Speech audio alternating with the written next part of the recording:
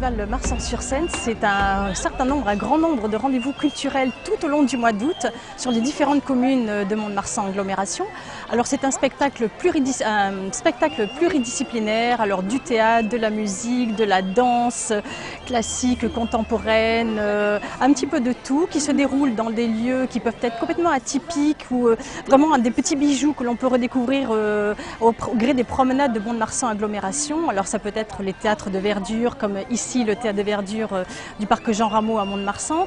Il y a aussi les théâtres de verdure de Saint-Pierre-du-Mont, celui de Mazerolles, de la Glorieuse. On a aussi le parc Lacaze qui a été sollicité pour être une scène opéroite justement, et c'est une première cette année. Et puis les églises, très belles églises de Saint-Perdon et de Bourg.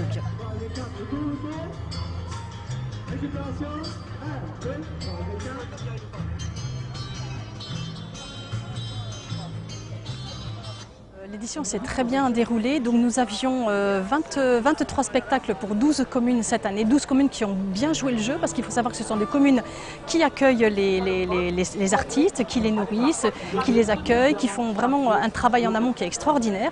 Et ça s'est très bien passé. Ce qu'il faut savoir, c'est que je crois que l'orientation de ce festival Marsan-sur-Seine est une volonté vraiment d'ouvrir la porte à la culture de proximité.